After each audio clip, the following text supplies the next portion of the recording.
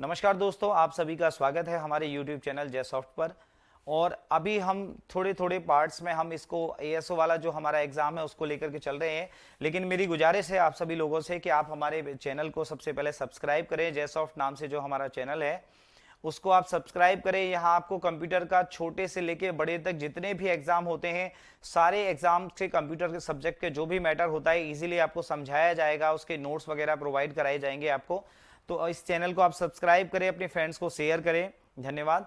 और अब हम चल रहे थे एएसओ जो था सहायक सांख्यिकी अधिकारी वाली परीक्षा के लिए हम कंप्यूटर पढ़ रहे थे। तो हमने अभी ये देखा था कि इसमें एमएस ऑफिस के बारे में हम बात कर रहे थे। पिछले वीडियो में मैंने आपको बताया था कि एमएस ऑफिस जो है वो क्यों बनाया गया, माइक्रोसॉफ्ट क्यों नाम इसका रखा गया, एप्लीकेशन सॉफ्टवेयर क्या होता है, सिस्टम सॉफ्टवेयर क्या होता है, यूटिलिटी सॉफ्टवेयर क्या होता है, ये मैंने आपको बताया था। अब देखिए माइक्रोसॉफ्ट कंपनी जो है वो किस चीज की कंपनी है। माइक्रोसॉफ्ट कंपनी जो है वो एप्लीकेशन सॉफ्टवेयर बनाती है और ऑपरेटिंग सिस्टम बनाने की सबसे बड़ी कंपनी है। माइक्रोसॉफ्ट कंपनी क्या बनाती है? एप्लीकेशन सॉफ्टवेयर बनाती है और ऑपरेटिंग सिस्टम बनाती है। ऑपरेटिंग सिस्टम क्या बनाया है इसने? MS DOS. ये 1981 में MS DOS, Microsoft disk operating system. इसका भी फुल फॉर्म आप ध्यान रखें, इसका फुल फॉर्म क्या होता है? Disc operating system. ये ऑपरेटिंग सिस्टम भी किसने बनाया है? माइक्रोसॉफ्ट ने बनाया है, डिस्क ऑपरेटिंग सिस्टम। दूसरा ऑपरेटिंग सिस्टम कौन सा बनाया है? विंडोज नाम से। वो बनाया था 20 नवंबर 1985 को बनाया था, पहला वर्जन विंडोज 1.0। ठीक है, तो ये दोनों ऑपरेटिंग सिस्टम किसने बनाए हैं? माइक्रोसॉफ्ट कंपनी ने बनाए हैं। एमएस डॉस जो है वो पहले विंडोज से पहले चला करता था, 1985 से पहले, जिसमें काली स्क्रीन आती थी, कमांड के थ्रू काम किया जाता था, इसलिए इसको बोला जाता था कैरेक्टर यूजर इंटरफेस, ये कहा जाता था। ये जो विंडोज जब से आने लगा तो इसमें हरियाली आपको दिखाई दी, चित्र वगैरह आपको दिखाई देने लगे। ठीक है, तो आपको एक हरियाली वाली स्क्रीन आती थी, वॉलपेपर आते थे, तो उसमें आप माउस का पॉइंटर काम करता है। तो ये नहीं कि आपको कमांड नहीं आती है तो आप काम नहीं कर सकते, तो इसलिए इसको क्या बोला गया? जीयूआई बोला गया, ग्राफिकल यूजर इंटरफेस। तो विंडोज जब से आई तब से आपको ग्राफिकल यूजर इंटरफेस की फैसिलिटी मिली। और जब डॉस थी तो आप काम करते थे कमांड्स के थ्रू, तो उसको क्या बोलते थे? Character user interface. ठीक है ना, ये बोला जाता था कैरेक्टर यूजर इंटरफेस, जिसमें कमांड आती है तो काम करो, नहीं तो नहीं कर सकते थे। विंडोज में अगर आपको कमांड नहीं भी आती है तो माउस का पॉइंटर राइट क्लिक किया, नया आइकन बनाया, थोड़ा बहुत क्लिक विलिक करके आप काम चला सकते हो, उसे बोलते हैं ग्राफिकल यूजर इंटरफेस। और यूजर इंटरफेस का मतलब है कि मशीन और इंसान के बीच में अगर कमांड के थ्रू कम्युनिकेशन हो रहा है तो वो इंटरफेस बन रहा है, तो वो कैरेक्टर यूजर इंटरफेस, या फिर उसको बोल सकते हैं कमांड बेस्ड इंटरफेस, ये भी कहा जाता है। अगर इंसान और मशीन के बीच में चित्रों के माध्यम से अगर कम्युनिकेशन हो रहा है तो उसे कहते हैं ग्राफिकल यूजर इंटरफेस। इंटरफेस का मीनिंग होता है जुड़ाव। जैसे इंटरसिटी होती है दो शहरों को जोड़ने वाली ट्रेन। इंटरनेट का मतलब होता है नेटवर्कों का नेटवर्क, नेटवर्कों को जोड़ने वाला नेटवर्क। ऐसे इंटरफेस का मतलब होता है मशीन और इंसान को जोड़ रहे, तो वो इंटरफेस क्रिएट हो गया है ना ये। अब देखिए ये कंपनी जो है वो क्या बनाती है? दो तो ऑपरेटिंग सिस्टम बनाती है। एप्लीकेशन सॉफ्टवेयर कौन कौन से बनाती है? एमएस ऑफिस ये बनाया है इसने। ठीक है, पहला वर्जन कौन सा था एमएस ऑफिस का? 1.0 एमएस ऑफिस बनाया। और क्या है? Web browser. आपके वेब ब्राउजर जो है ये भी एप्लीकेशन सॉफ्टवेयर में आता है। तो पहला चलता था हमारा आईई, इंटरनेट एक्सप्लोरर, ये चलता था। अब विंडोज 10 के बाद में अब कौन सा आ गया हमारा? विंडोज 10 से माइक्रोसॉफ्ट एज, क्योंकि ये जो आई इनका इंटरनेट एक्सप्लोरर है जिसका इस तरीके से सिंबल आता है, इस तरीके से ये जो सिंबल आता है, ये क्या है? काफी पुराना हो चुका है और गूगल क्रोम इससे दौड़ में बहुत आगे निकल गया है। तो इसलिए माइक्रोसॉफ्ट वाले ने नया एक ब्राउजर दिया जिसका नाम क्या है? Microsoft Edge. तो विंडोज 10 से जो है आपका क्या आता है? माइक्रोसॉफ्ट एज नाम का एक ब्राउजर आपका दिया जाता है।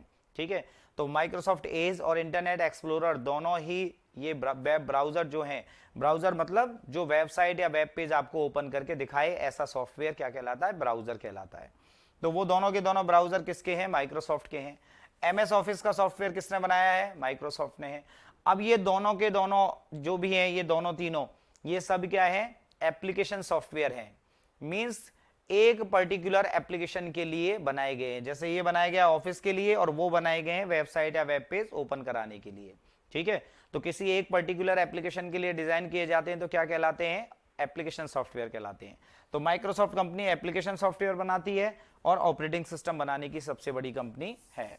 ठीक है, अब देखिए इस कंपनी की स्थापना कब हुई, स्थापना कब हुई, 4 अप्रैल 1975 को हुई। बिल गेट्स का जन्म कब हुआ, आप देखें बिल गेट्स का जन्म कब हुआ, 1955 में हुआ, 28 अक्टूबर 1955 को बिल गेट्स का जन्म हुआ। ठीक है, बिल गेट्स का पूरा नाम क्या है, विलियम हेनरी गेट्स। ठीक है, बिल गेट्स का पूरा नाम क्या है, विलियम हेनरी गेट्स। और बिल गेट्स को क्या कहा जाता है, संस्थापक कहा जाता है इसका। माइक्रोसॉफ्ट के संस्थापक की अगर बात करें तो संस्थापक किसे कहा जाता है, बिल गेट्स को कहा जाता है। और सह संस्थापक किसको कहा जाता है, पॉल एलन को। अगर ये पूछा जाए कि जो माइक्रोसॉफ्ट कंपनी है उसका संस्थापक निम्न में से कौन सा है, तो क्या कहेंगे, बिल गेट्स। ठीक है, सह संस्थापक कौन है, पॉल एलन है। अब ये जो है इसका फुल फॉर्म क्या होता है, इसका बिल गेट्स का पूरा नाम है विलियम हेनरी गेट्स। इनका जन्म जो हुआ था वो हुआ था 28 अक्टूबर 1955 को। और पॉल एलन जो कि इनके फ्रेंड थे, उनका जन्म हुआ था 21 जनवरी 1953 को। दोनों का ही जन्म कहां पे हुआ था, वॉशिंगटन में हुआ था। पॉल एलन जो है उनकी मृत्यु हो चुकी है 2018 में, 15 अक्टूबर 2018 में उनकी डेथ हो चुकी है, लेकिन बिल गेट्स अभी तक हैं। और 1955 में जन्म लिया, आप देखिए 1955 में जन्म लिया और 1975 में कंपनी खड़ी कर दी, माइक्रोसॉफ्ट कंपनी। तो 20 साल के इस नौजवान ने एक माइक्रोसॉफ्ट नाम की फेमस कंपनी जो है वो बना दी। हमारे यहाँ इंडिया में अभी हम बात करें तो 20 साल का जो बच्चा होता है वो ये देखता है कि मैं क्या करूं, मुझे जॉब बताओ, तो कंफ्यूज रहता है।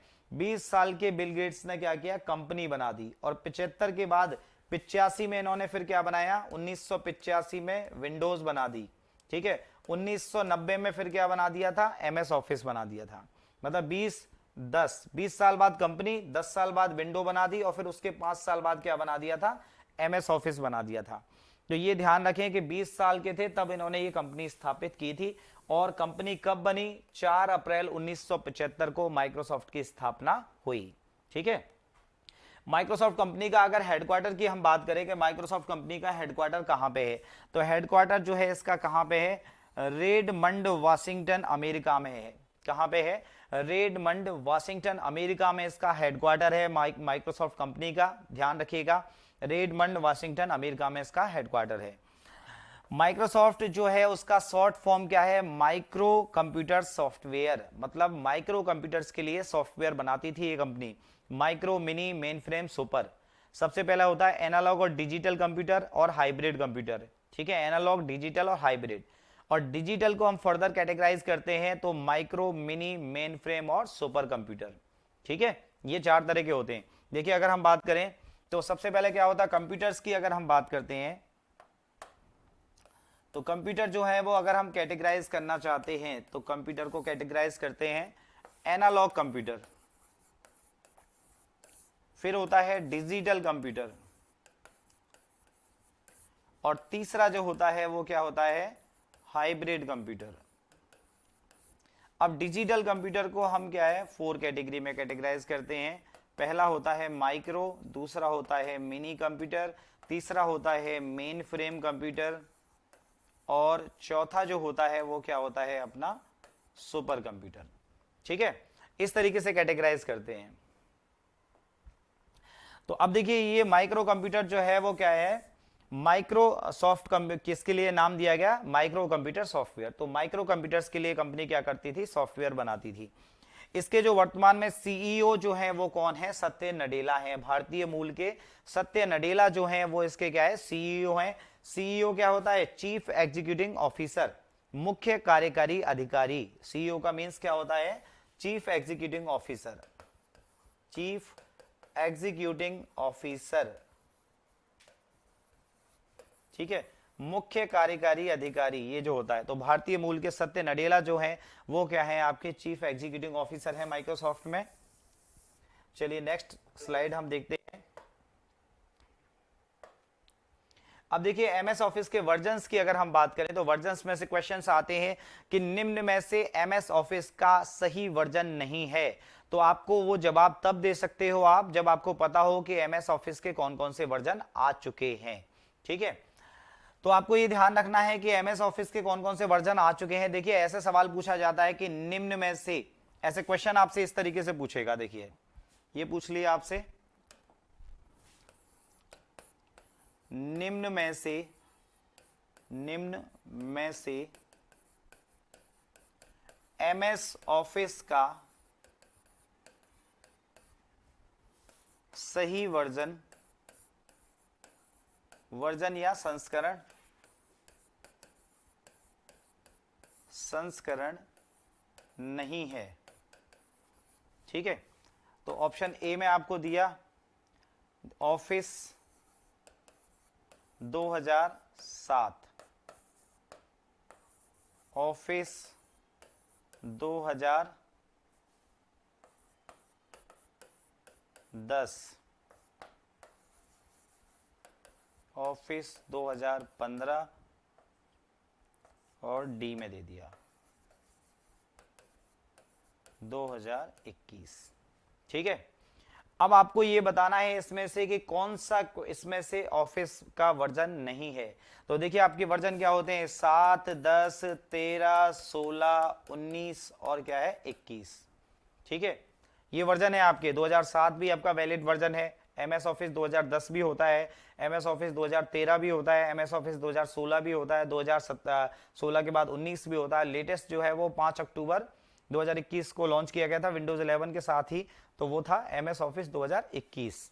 ठीक है, तो 7, 10, 13, 16, 19 और 21 ये वैलिड वर्जन है। तो 2007 होता है, फिर इसके बाद में 10 भी होता है, 21 भी होता है, लेकिन ये वाला वर्जन जो है 2015 नहीं होता है, 16 होता है। तो आपको क्या करना है, ये वाला टिक करना है। ठीक है, तो ऐसे क्वेश्चन भी आपसे पूछे जाएंगे। अब जैसे देखिए माइक्रोसॉफ्ट ऑफिस का पहला वर्जन जो था वो कौन सा था, पहला वर्जन था आपका 1.0। ठीक है, 1.0 वर्जन जो था वो कब आया, 19 नवंबर 1990 को आया था। 19 नवंबर 1990 को आया था, पहला वर्जन था। उसके बाद में 1.5, 1.6, 3.0, 4.0, 4.3, 4.20, ऑफिस 95, 97, 2000, ऑफिस एक्सपी 2003, 2007, 2010, 2013, 16, 19 एंड 21। ये लेटेस्ट वर्जन जो है वो कौन सा है, 2021 वाला जो वर्जन है। 5 अक्टूबर 2021 को ये लॉन्च किया गया था। विंडोज 11 जब लॉन्च की गई थी तब ये लॉन्च किया गया था। और अगर विंडोज की बात करते हैं तो विंडोज का जो पहला वर्जन था, विंडोज का पहला वर्जन जो है विंडोज 1.0, वो लॉन्च किया गया था 20 नवंबर 1985 को। और लेटेस्ट वर्जन जो विंडोज का है वो विंडोज 11 है। कौन सा है, विंडोज 11, वो भी 5 अक्टूबर 2021 को ही लॉन्च किया गया था। उसी के साथ में ये लॉन्च किया गया था, 2021 लॉन्च किया गया था। ठीक है ना, तो ये सारे वर्जन्स आपको एक सरसरी निगाह से आपको देखने हैं, जिससे आपको आइडिया रहे कि कौन कौन से वर्जन इसमें होते हैं। नेक्स्ट इसके बाद में हम चलते हैं एमएस वर्ड जो है उसमें। एमएस वर्ड को स्टार्ट करने के लिए अगर रन मेन्यू से, if you want to start MS Word from the run menu, then how can you perform this task. तो अगर आप क्या करते हो कि एमएस वर्ड को अगर आप रन मेन्यू से स्टार्ट करना चाहते हो, if you want to start MS Word from the run menu, then you will type the window plus R button. Window plus R button आप प्रेस करोगे, you will press the window plus R button and will type the WinWord from here। तो यहां पे आप क्या करोगे, WinWord जो है फाइल वो आप यहां पे टाइप करोगे। मतलब आप ये सोचो कि अगर आप सोचो कि हम ये लिख दें यहां पे MS वर्ड लिख दें सीधा उसमें, ठीक है, तो उससे आपका वर्ड खुल जाए, उससे वर्ड नहीं खुलेगा। आपको सबसे पहले क्या करना पड़ेगा, जो आपका ये स्पेस बार आता है उसके साइड में एक विंडो बटन आता है, इधर भी और इधर भी। उस विंडो बटन के साथ में आपको आर की प्रेस करनी पड़ेगी। विंडो बटन के साथ में जैसे ही आप विंडो बटन प्लस आर की प्रेस करोगे तो यहाँ पे रन मेन्यू खुल जाएगा, और उस रन मेन्यू में आपको विनवर्ड या winword.exe ये टाइप करना पड़ेगा, तब जाके आपका एमएस वर्ड ओपन होगा। अदरवाइज आप लिखो वर्ड, लिखो एमएस वर्ड, लिखो कुछ भी लिखो, आपका एमएस वर्ड स्टार्ट नहीं होगा। तो एमएस वर्ड को रन मेन्यू से स्टार्ट करना है तो कौन सी फाइल एग्जीक्यूट होती है या कौन सी फाइल आपको लिखनी पड़ती है, वो कौन सी होती है, विनवर्ड। ठीक है, विनवर्ड या winword.exe ये लिखना पड़ता है। अगर एक्सटेंशन की बात करें तो देखिए कोई भी फाइल नेम जो होता है, तो फाइल का नाम और डॉट करके फिर हम क्या लिखते हैं, फाइल का एक्सटेंशन। एक्सटेंशन से क्या होता है, उसका ये पता लगता है कि वो फाइल किस टाइप की है। अगर मान लीजिए किसी की फाइल है, जैसे आपने लिखा नाम लिख दिया राम, तो ये जो नाम है वो आप कुछ भी लिख सकते हैं यहाँ पे, है ना, नाम अपनी मर्जी से आप कुछ भी लिखा। आपने लिखा .docx, तो इसका मतलब MS वर्ड की फाइल है। आपने लिखा XLSX, इसका मतलब एक्सेल की फाइल है। PPTX लिखा तो इसका मतलब पावर पॉइंट की फाइल है। ACCDB ऐसे लिखा आपने तो इसका मतलब क्या है, माइक्रोसॉफ्ट डेटाबेस उसकी फाइल है। C लैंग्वेज की फाइल है, C++ की फाइल है। आपने लिखा TXT तो इसका मतलब नोटपैड की फाइल है। आपने लिखा, इसके बाद में क्या लिखा आपने, डॉक्यूमेंट लिख दिया, ये लिख दिया TXT। RTF तो इसका मतलब वर्ड पैड की फाइल है। तो इससे आपका ये आइडिया लग जाता है, इन सब से क्या होता है, आपका ये आइडिया लगता है कि आपका कि कौन कौन से आपके इसमें एक्सटेंशन से आपको ये पता लग जाता है कि किस किस में आपकी ये जो फाइल है ये किस किस टाइप की फाइल है। तो फाइल का नाम होता है और उसके बाद में क्या होता है, एक्सटेंशन होता है। ठीक है, एक्सटेंशन से ये पता लगता है कि किस टाइप की वो फाइल है। तो MS वर्ड में हम फाइल का जो एक्सटेंशन होता है वो क्या होता है, तो पुराने वर्जन जो हैं, जैसे आपका 97 है, 2000 है, 2003 है, उनमें क्या होता था, .doc चलता था। लेकिन 2007 के बाद जो वर्जन है, 2007 है, 10 है, 13 है, 16 है, 19 है, उनमें अगर आप फाइल को सेव करोगे तो वहां पे आपको नाम के साथ क्या लगाना पड़ेगा, वहां पे .docx लगाना पड़ेगा। 2007 से आपको docx यूज करना पड़ता है। X4 किसके लिए होता है, XML के लिए होता है। XML एक्सटेंडेड नहीं होगा, क्या होगा, एक्सटेंसिबल। ठीक है, एक्सटेंसिबल मार्कअप लैंग्वेज। ठीक है, ये .docx में x इसलिए लगाया जाता है ताकि ये XML लैंग्वेज को सपोर्ट कर सके। XML लैंग्वेज का मतलब होता है एक्सटेंसिबल मार्कअप लैंग्वेज, जो वेबसाइट डिजाइनिंग में काम में ली जाती है, जो डेटाबेस को स्टोर करती है, कन्वर्जन में आसान होती है। ठीक है, उसके लिए मतलब उसको सपोर्ट कर सके, मतलब आपका वेब पेज जो है सीधा डायरेक्टली आपको वेबसाइट, मतलब आपका जो ये वर्ड का पेज है वो वेब पेज के रूप में यूज किया जा सके आसानी से। इसलिए क्या है, XML को सपोर्ट करता है, इसलिए इसे क्या कहते हैं, .docx से लगाया जाता है। X4 XML, और XML का फुल फॉर्म होता है एक्सटेंसिबल मार्कअप लैंग्वेज। और मार्कअप का मतलब होता है कि जहां पे जैसे आप लिखते थे HTML, ऐसे आपने लिखा और फिर कोडिंग कर रहे हो, इसमें बंद कर रहे हो HTML ऐसे, ये तो ये मार्कअप है, मतलब इसमें टैग हैं। तो जिस लैंग्वेज में टैग यूज किए जाते हैं, जैसे ओपनिंग टैग, फिर यहाँ कोडिंग लिख दिया आपने और फिर यहाँ बंद कर दिया, तो जिनमें टैग यूज किए जाते हैं उन्हें कहा जाता है मार्कअप लैंग्वेज कहा जाता है। तो HTML है, इसके अलावा जैसे XML है, ये सब मार्कअप लैंग्वेज है, इनमें टैग चलते हैं, इसलिए इन्हें क्या कहते हैं, मार्कअप लैंग्वेज कहते हैं। ठीक है, अगर बात करें हम कि अगर MS वर्ड में आप क्या है, टेम्पलेट फाइल की तरह से आप उसको सेव कर रहे हो। टेम्पलेट का मतलब होता है डिजाइन, पहले से बनी हुई डिजाइन। आप मार्केट में जाते हो, आप कहते हो कि भैया कुछ दिखाना, तो वो कहता है कि ये चीजें हैं, इनको देख लो, अगर नहीं है तो ऑर्डर देके बनवा लो। तो जो बनी बनाई चीजें जो रखी हुई हैं वो टेम्पलेट कहलाती हैं। ठीक है, आप गए कुछ फर्नीचर देखने, सोफा देखने, उन्होंने कहा ये डिजाइन है, ये सब टेम्पलेट हैं, इनको देख लो, अगर इनमें से पसंद आता है टेम्पलेट में से तो ठीक है, नहीं तो ऑर्डर दे दो, फिर हम आपके हिसाब से बनवा देंगे। तो टेम्पलेट का मतलब है मॉडल पहले से बने हुए। तो इस टेम्पलेट फाइल की तरह से आप इसको अगर सेव करना चाह रहे हो तो आपको .docx लगाना पड़ेगा। फिर क्या करना पड़ेगा आपको, TX, ये T लगाना पड़ेगा, इसमें क्या करना पड़ेगा, T। ठीक है, अगर आप यूज कर रहे हो मैक्रो फाइल की तरह से, तो उसमें आपको रिकॉर्डिंग सेव करते हैं कीज वगैरह को, तो उसमें क्या है, M लगाना पड़ेगा, .docm। MS वर्ड में बाय डिफॉल्ट फाइल का नाम क्या होता है। अब देखिए काम की चीज, अभी आपको कहीं पे भी जाना नहीं है स्क्रीन को दे छोड़ करके, ठीक है ना, तो आपको क्या करना है, MS वर्ड में अगर आपको फाइल की जो भी है, फाइल जो है उसको अगर आप सेव करते हो तो बाय डिफॉल्ट जो फाइल का नाम जो होता है वो क्या होता है, document1 होता है। अगर आप दूसरी फाइल खोलोगे, ओपन करोगे तो document2, तीसरी फाइल खोलोगे तो document3। बिना सेव किए हुए आप MS वर्ड में कितनी फाइल खोल सकते हो, तो बिना सेव किए हुए आप कितनी फाइल खोल सकते हो, अगर हम इसकी बात करते हैं तो कितनी फाइल हम सेव कर सकते हैं, ओपन कर सकते हैं, जितना हमारा रैम का साइज है, जितना हमारा रैम का साइज है। मान लीजिए आपकी 1 GB की रैम है, 2 GB की रैम है, तो जब तक आपकी रैम फुल नहीं हो जाती उतने डॉक्यूमेंट आप बिना सेव किए हुए खोल सकते हैं। नोटपैड में, वर्डपैड में आप सेव करना पड़ेगा, तब अगली फाइल आप ओपन कर सकते हो। नोटपैड में, वर्डपैड में पहले पहली फाइल को सेव करो, तब दूसरी फाइल खुलेगी।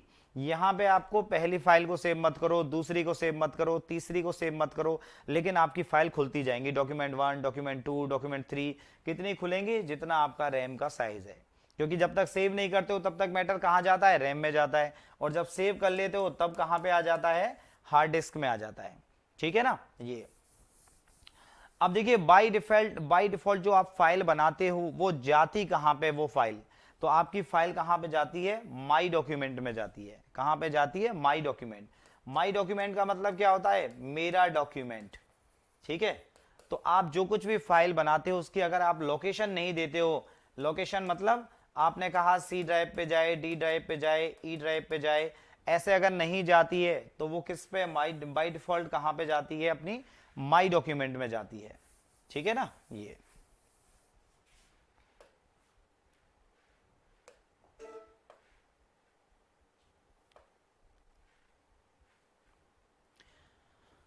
इसको और पढ़ते हैं। एमएस वर्ड में फंक्शंस को अलग अलग टैब्स में बांटा गया है। अब देखिए, पहले क्या होता था? सबसे ऊपर क्या होता था? टाइटल बार होता था। जहां पे सबसे ऊपर जो होता है वो क्या आता है? टाइटल बार होता है। ठीक है, ये यहां पे जो आपको दिख रहा है, यहां पे लिखा हुआ है डॉक्यूमेंट 1, इस तरीके से लिखा हुआ है डॉक्यूमेंट 1। इसको हम क्या कहते हैं? टाइटल बार कहते हैं। मतलब इसको क्या कहेंगे? Title bar. जहां पे फाइल का नाम प्रदर्शित होता है उसे हम क्या कहते हैं? टाइटल बार कहा जाता है उसको। ठीक है, तो यहां पे आपका क्या है? फाइल का नाम आता है, इसको हम क्या बोलते हैं? टाइटल बार कहते हैं। देखिए, ये जो आपके आते हैं माइनस प्लस वाला, ये आपको जो दिखाई दे रहा है ये मिनिमाइज वाला ऑप्शन है। ठीक है, ये क्या है? मिनिमाइज। और ये क्या है? रिस्टोर और मैक्सिमाइज वाला ऑप्शन है। और ये जो है ये क्या है? क्लोज बटन है। ठीक है, इन तीनों बटनों को मिलाकर के हम क्या कहते हैं? कंट्रोल बॉक्स कहा जाता है इसको। इसको क्या कहा जाता है? Control box. ठीक है, मिनिमाइज करने पर कोई भी डॉक्यूमेंट कहां पे आ जाता है? नीचे टास्क बार पे आ जाता है। कहां पे आ जाता है? टास्क बार पे। ठीक है, मिनिमाइज करने पे। और वापस क्लिक करने पे कहां चला जाता है? रिस्टोर हो जाता है। तो मिनिमाइज, मैक्सिमाइज और ये कंट्रोल, ये जो क्लोज बटन है, इन तीनों का जो ग्रुप होता है उसको हम क्या कहते हैं? उसको कंट्रोल बॉक्स कहते हैं। और वो जगह, जिस जगह हमारी फाइल का नाम प्रदर्शित होता है उसे हम क्या कहते हैं? टाइटल बार कहते हैं। उसको क्या कहते हैं? Title bar. ठीक है, अब टाइटल बार के नीचे पहले चला करते थे मेन्यू बार, टूल बार। अब क्या होता है? टाइटल बार के नीचे ये वाला जो पूरा एरिया आपको दिखाई दे रहा है, इस पूरे एरिया को क्या कहा जाता है? इसको रिबन कहा जाता है इसको। ठीक है, क्या कहते हैं इसको? रिबन। और रिबन को आपको दिखाना है, छुपाना है, तो उसके लिए शॉर्टकट की होती है कंट्रोल प्लस F1। आपने क्या किया? रिबन को आपको हाइड करना है, तो ये वाला जो सिंबल दिख रहा है आपको, इस पे अगर आपने क्लिक किया तो रिबन क्या हो जाएगा? हाइड हो जाएगा। ठीक है, ये एक सिंबल होता है इस तरीके एपोस्ट्रोफी टाइप में। तो यहां पे जैसे ही आपने क्लिक किया तो रिबन क्या हो जाएगा? हाइड हो जाएगा। वापस लाना है तो कंट्रोल प्लस F1 से। ठीक है, इससे आएगा। वापस लाएंगे तो किससे आएगा? कंट्रोल प्लस F1 से आएगा। ठीक है, अब ये पूरा रिबन जो है, वो रिबन जो है वो किस में बटा होता है? ये रिबन जो है वो रिबन बटा रहता है किसमें? टैब में। एक टैब है home tab, insert tab, design tab, page layout tab, references, mailing, review और व्यू। ठीक है, ये एक्रोबेट को छोड़ देते हैं इसको, है ना। ये तो 1 2 3 4 5 6 7 8, 8 हमारे क्या हो गए? 8 टैब। तो आपका रिबन जो है वो 8 टैब्स में डिवाइड होता है।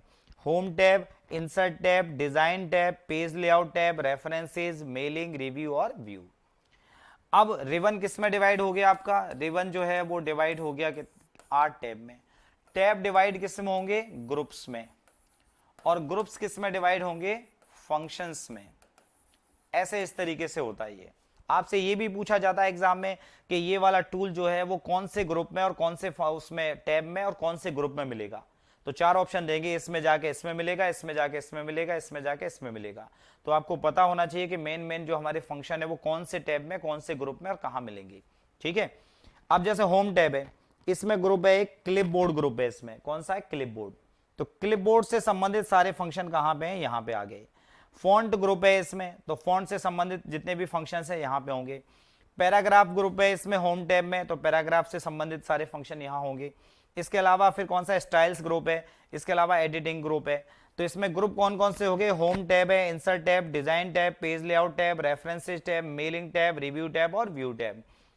होम टैब में अगर हम बात करें तो कौन सा है आपका, क्लिपबोर्ड ग्रुप है, इसके बाद में फॉन्ट ग्रुप है, इसके अलावा पैराग्राफ ग्रुप है, इसके अलावा स्टाइल्स ग्रुप है, इसके अलावा फिर क्या है, एडिटिंग ग्रुप है। अब इन ग्रुप में क्या है आपके फंक्शंस है, जैसे क्लिपबोर्ड है, इसमें कट, कॉपी, पेस्ट है, फॉर्मेट पेंटर है, ये सब है, ठीक है ना। तो ऐसे करके ये हमारा रिबन इसको बना चुके हैं। आगे हम नेक्स्ट क्लास में पढ़ेंगे। अब आपको करना क्या है अभी कि आपको ये देखना है कि जैसे जैसे मैं आपको पढ़ाता जाऊं, जो जो चीजें मैं आपको बताता जाऊं, उन सारी चीजों को याद करते जाइए। आपका एक भी क्वेश्चन गलत नहीं होगा, मैं ऐसी उम्मीद करता हूं कि सारे क्वेश्चंस आपके सही होंगे, और मेरा टारगेट भी यही है कि आपका एक भी क्वेश्चन गलत नहीं हो। तो इसके लिए आपको करना होगा कि मेरे साथ साथ आप जो मैं आपको बताता जाऊं वो आप याद करते जाएं। शॉर्टकट कीज आपको याद करनी है, MS Word, Excel, PowerPoint की जो भी कुछ मैटर मैं बताऊंगा वो सारा आपको याद करना है। ये बेसिक क्लास है, अभी धीरे धीरे हम स्पीड पकड़ेंगे और कंप्यूटर में आपको कहीं भी भटकने की आवश्यकता नहीं पड़ेगी। लेकिन चैनल को सब्सक्राइब करें और ज्यादा से ज्यादा लोगों का भला करें, ये मैं आपसे निवेदन कर रहा हूं। धन्यवाद।